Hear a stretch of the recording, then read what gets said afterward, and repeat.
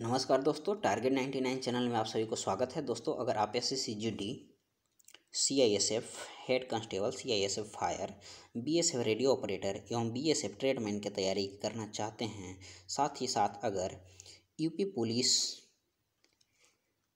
एवं UP radio operator, head operator एवं assistant operator की तैयारी करना चाहते हैं और आपके लिए यह हिंदी का वीडियो बेस्ट हो सकता है। दोस्तों, अगर अभी तक आपने चैनल को सब्सक्राइब नहीं किया है तो प्लीज़ पहले चैनल को सब्सक्राइब कर ले, साथ ही साथ बेल आइकन को दबा ले ताकि मेरे द्वारा डाला गया हर वीडियो का नोटिफिकेशन सबसे पहले आप तक पहुंचे।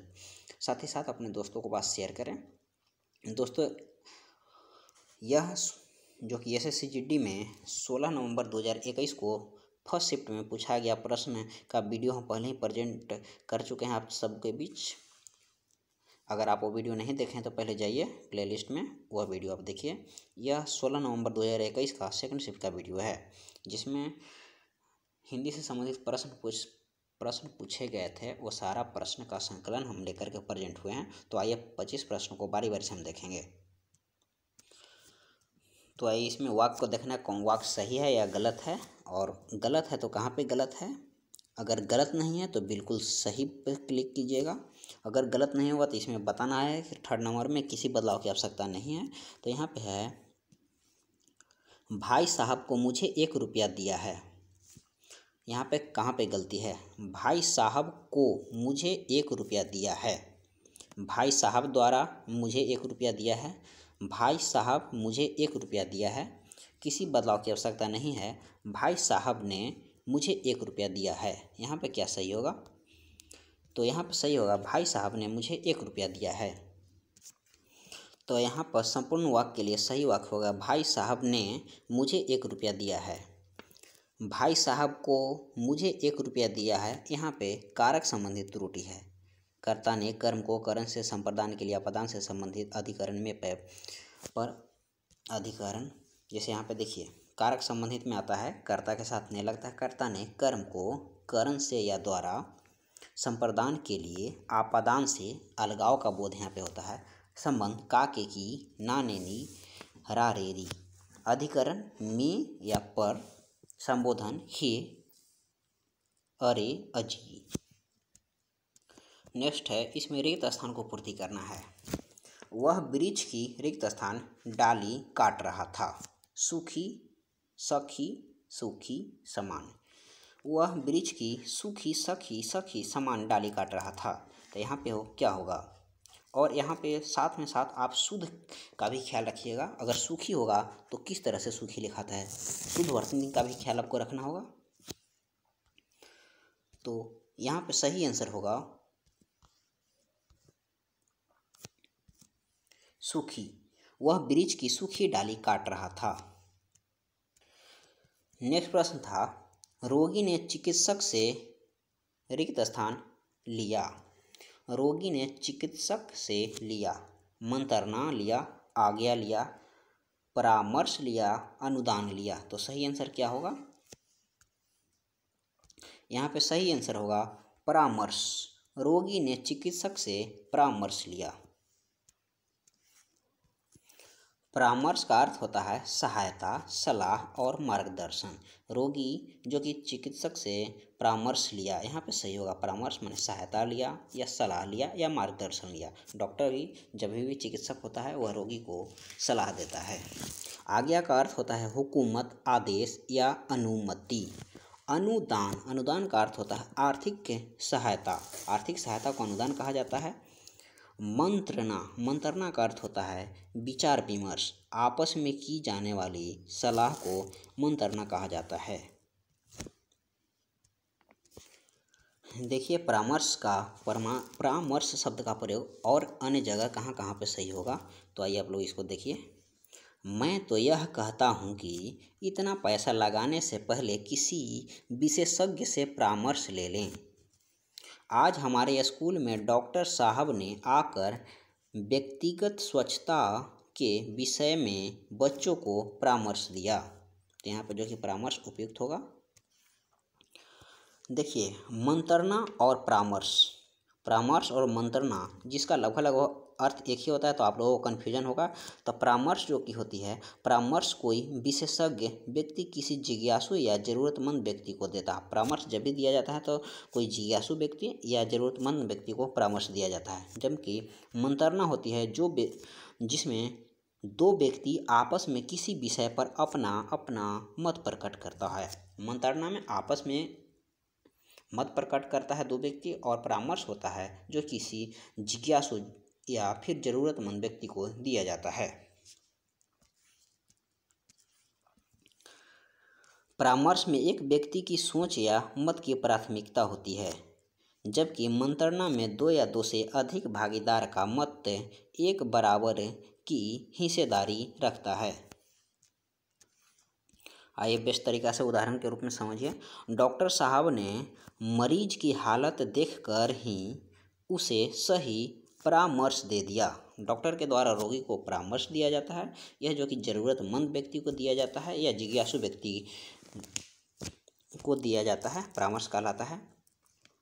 और मंत्रणा होती है जो कि दो व्यक्ति आपस में किसी विषय पर चर्चा करते हैं, उसे मंत्रणा कहा जाता है। जैसे सुरेश और विजय सुबह से पता नहीं किस मंत्रणा में लगे हुए हैं।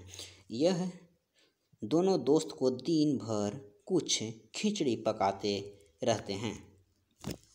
सुरेश और विजय सुबह से पता नहीं किस मंत्रणा में लगे हुए हैं। यह दोनों दोस्त तो दिन भर कुछ खिचड़ी पकाते रहते हैं।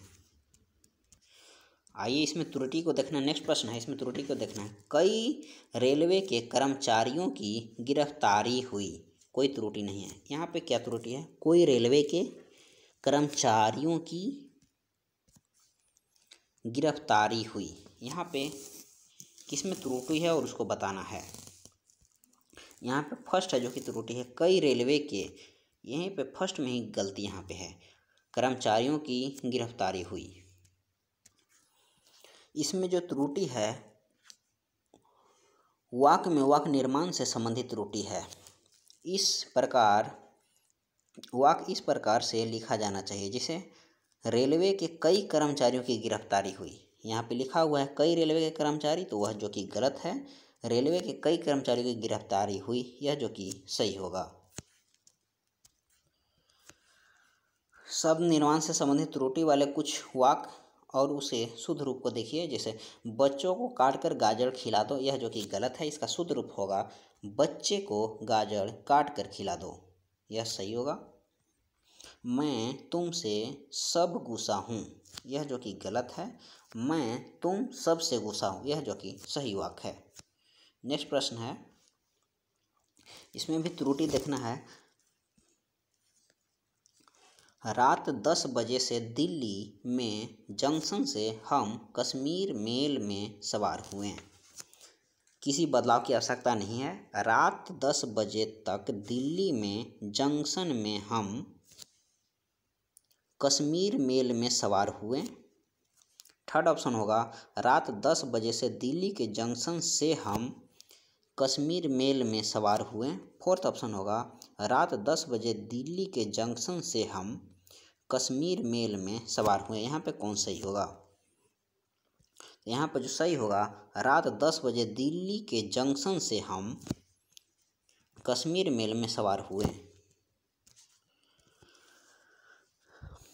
10 बजे प्रश्न जो कि दिया हुआ था 10 बजे से दिल्ली में जंक्शन से हम कश्मीर मेल में सवार हुए। इस वाक्य इसमें कारक संबंधी त्रुटि है। संपूर्ण वाक्य होगा रात 10 बजे दिल्ली के जंक्शन से हम कश्मीर मेल में सवार हुए।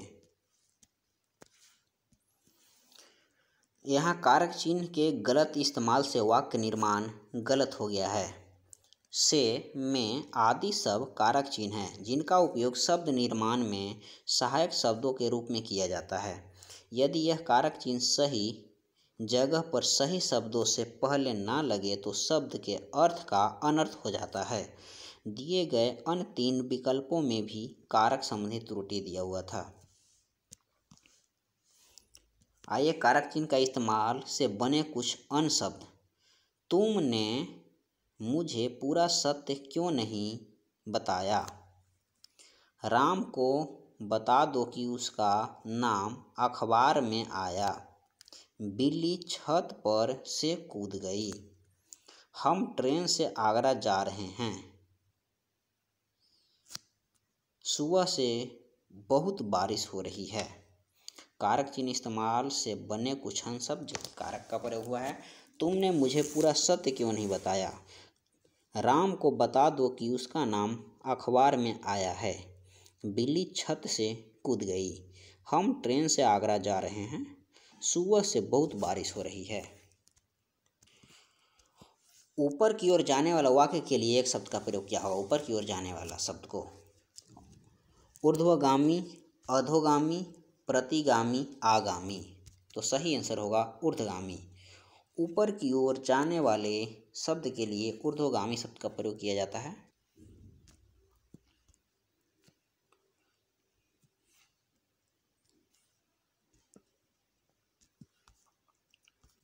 तो आप लोग इसको देख लिए।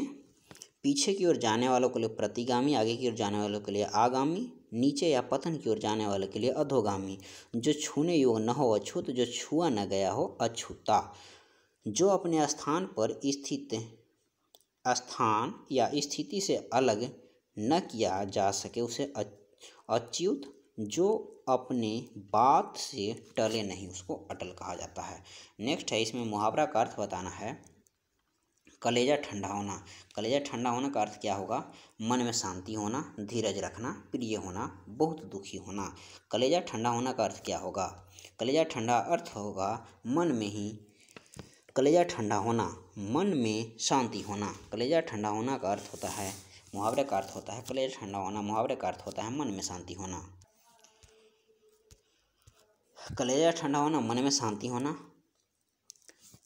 इसको वाक्य प्रयोग से, जब से सुरेश ने अपनी कक्षा में प्रथम आने वाले विद्यार्थियों से ज़्यादा अंक पाए, तब से उसके कलेजे में ठंडक पड़ गई। अन है धीरज रखना। धीरज रखना, मुतमईन होना। मुसीबत के समय में धीरज रखने के लिए मुहावरा है सीने पर पत्थर रखना।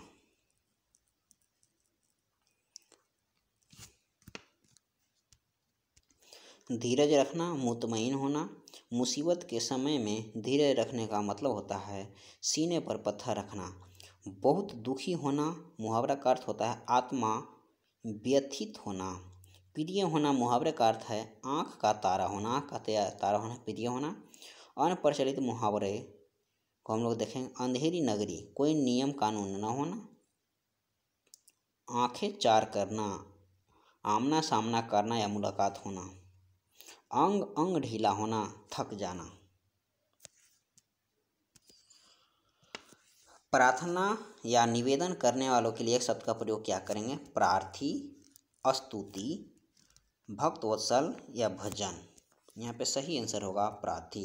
प्रार्थना या निवेदन करने वालों को प्रार्थी कहा जाता है। नेक्स्ट प्रश्न है, निर्मल का विलोम क्या होगा। निर्मल का विलोम क्या होगा। मैला, गंदा, मलिन, विमल।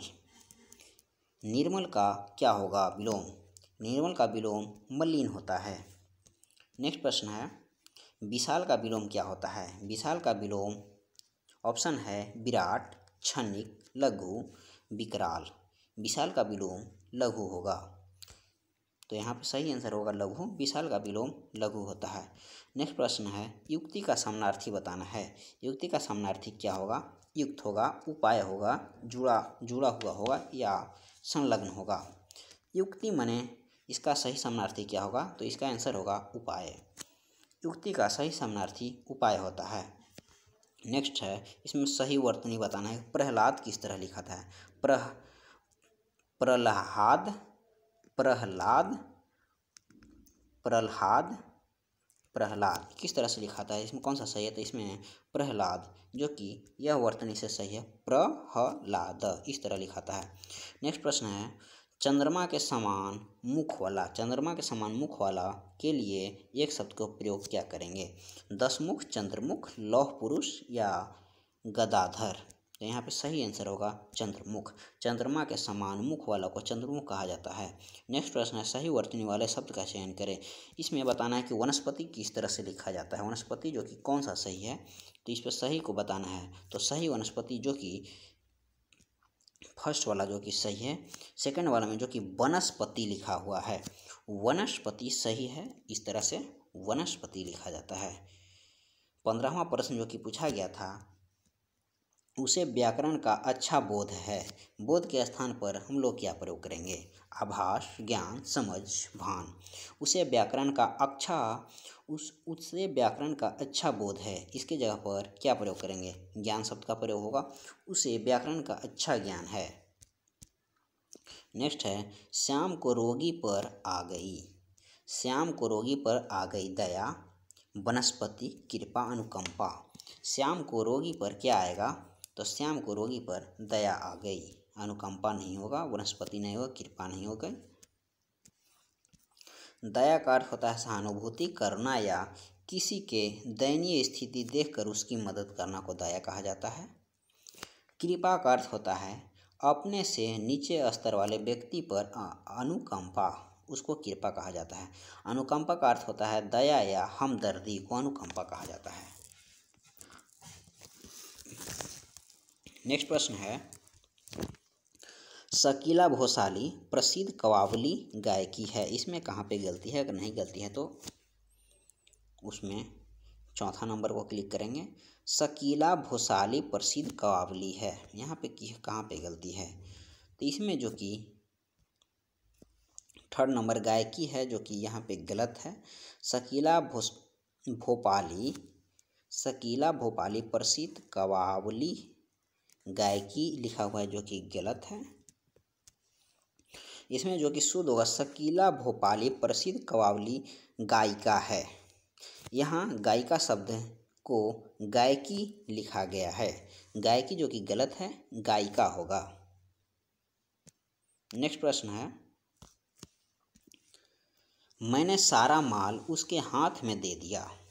मैंने सारा माल उसके हाथ में दे दिया, इसमें कहाँ पे त्रुटि है? मैंने सारा माल दे दिया उसके हाथ में बेच, यहाँ पे कहाँ? मैंने सारा माल उसके हाथ में बेच दिया, यहाँ पर किस में त्रुटि है? तो इसमें बताना है, इसमें त्रुटि है उसके हाथ में, गलत है।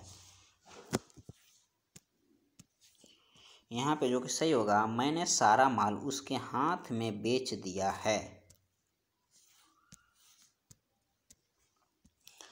इसमें हाथ में बेच दिया के जगह पर हम लोग हाथों में बेच दिया का प्रयोग करेंगे। मैंने सारा माल उसके हाथों बेच दिया है।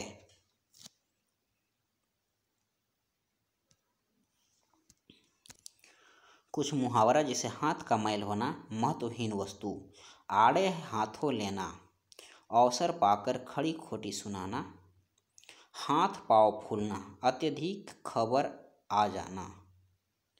हाथ पाँव फूलना, अत्यधिक खबर आ जाना, हाथ पीले करना, ब्याह करना। आग में कूदना मुहावरे का अर्थ होगा मूर्ख होना, मदद करना, जान जोखिम में डालना या पश्चाताप करना। तो यहाँ पे सही आंसर होगा जान जोखिम में डालना। आग में कूदना, जान जोखिम में डालना।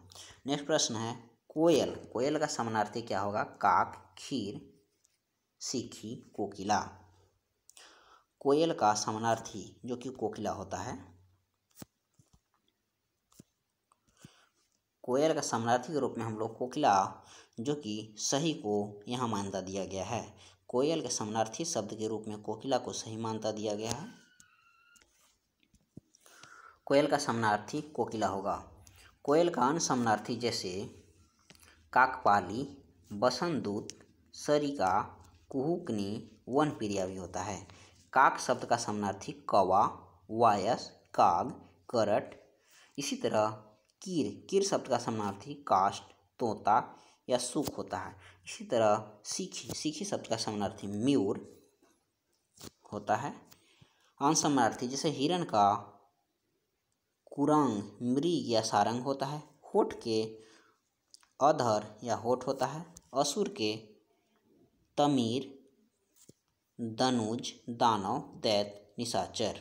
इसी तरह ठंड का शीतल, ठिठुर, सर्दी, जाड़ा, ठंडक, ठेठ, ये सब जो कि समानार्थी है। नेक्स्ट प्रश्न है, इसमें रिक्त स्थानों को पूर्ति करना है। इसको आप लोग पूरा को पहले पढ़ लीजिए, उसके बाद रिक्त स्थानों को भरना स्टार्ट कीजिएगा। भारतवर्ष रिक्त स्थान है और देश में भाषाएं चाहे जितनी भी हो, लेकिन उन सब के भीतर भारत की एक ही रिक्त अपने को खाली स्थान करती है। एक ही गंगोत्री का जल है जो अनेक नदियों में बह रहा है। एक ही सूर्य का खाली स्थान है जो अपने पत्रों में जगमगा रहा है। और एक ही खाली स्थान है जो अनेक छंदों में फूट रहा है। वेद, उपनिषद, रामायण और महाभारत यही वे घाट है जहाँ पर हमारी सभी भाषाएं पानी पीती है। इसको फिर दोबारा पढ़ लीजिए। भारतवर्ष है और देश में भाषाएं चाहे जितनी भी हो, लेकिन भारतवर्ष है और देश में भाषाएं चाहे जितनी भी हो, लेकिन उसके भीतर भारत की एक ही अपने को करती है। एक ही गंगोत्री का जल जो अनेक नदियों में बह रहा है। एक ही सूर्य का है जो अनेक पात्रों में जगमगा रहा है और एक ही है जो अनेक छंदों में फूट रहा है। वेद, उपनिषद, रामायण, महाभारत यही वे घाट हैं जहाँ पर हमारी सभी भाषाएं पानी पीती है। तो इसमें फर्स्ट स्थान रिक्त स्थान पर क्या होगा? फर्स्ट गद्यांश है। फर्स्ट में क्या चीज़ का प्रयोग होगा? भिन्न, एक, अनेक, प्रत्येक। भारतवर्ष यहाँ पे सही होगा एक का प्रयोग होगा। भारतवर्ष एक है और देश में भाषाएं चाहे जितनी भी हो, लेकिन उन सब के भीतर भारत की एक ही अपने को। दूसरा स्थान पर क्या होगा?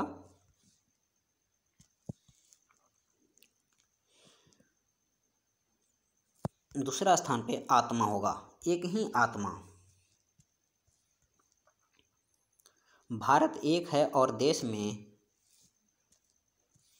भाषाएं चाहे जितना भी हो, लेकिन उन सब के भीतर भारत की एक ही आत्मा अपने को करती है। अपने को क्या करती है? अपने को संबोधित करती है, व्यक्त करती है, अर्पित करती है, प्रदर्शित करती है, अपने को अभिव्यक्त करती है। अपने को अभिव्यक्त करती है। एक ही गंगोत्री का जल है जो अनेक नदियों में बह रहा है। एक ही सूर्य का है। एक ही सूर्य का क्या होगा? एक ही सूर्य का रस होगा, चित्र होगा, दर्पण होगा, बिंब होगा। आंसर होगा बिंब। एक ही सूर्य का बिंब है। एक ही सूर्य का बिंब है जो अनेक पात्रों में जगमगा रहा है और एक ही है जो अनेक छंदों में फूट रहा है। एक ही भाव है जो अनेक छंदों में फूट रहा है। नाम है, बल है, अर्थ है। आंसर होगा भाव। एक ही भाव है जो अनेक छंदों में फूट रहा है। तो इसी तरह आप लोग 25 प्रश्न पूरा कर चुके हैं। दोस्तों, अगर वीडियो आपको पसंद आया है तो वीडियो को लाइक करें। चैनल को सब्सक्राइब नहीं किए तो प्लीज़ चैनल को सब्सक्राइब कर लें, साथ ही साथ बेल आइकन को दबा लें और अपने दोस्तों को साथ वीडियो को शेयर करें। दोस्तों, अगर आप SSC GD 2023 में एक सीट कन्फर्म करना चाहते हैं तो इसी तरह सारा वीडियो को बारी बारी से आप देखिए। इसमें अभी तक 18, 19 और 21 में जितना भी SSC GD के एग्ज़ाम अभी तक हुआ है, ऑनलाइन एग्ज़ाम हुआ है, उसमें जो भी प्रश्न पूछा गया उसमें हिंदी से संबंधित सारा शिफ्ट का वीडियो हम एक एक करके इस पर अपलोड करते रहेंगे। तो आप लोग के लिए बहुत हेल्पफुल होगा। साथ ही साथ अगर आप मैथ रीजनिंग का वीडियो देखना चाहते हैं तो वीडियो का प्लेलिस्ट या वीडियो का डिस्क्रिप्शन में उसका लिंक दे देंगे। उसमें जाकर आपको सारा प्रश्न को देख सकते हैं और अपना तैयारी को अच्छा कर सकते हैं। तो इसी के साथ नेक्स्ट वीडियो में मिलते हैं। थैंक यू, धन्यवाद।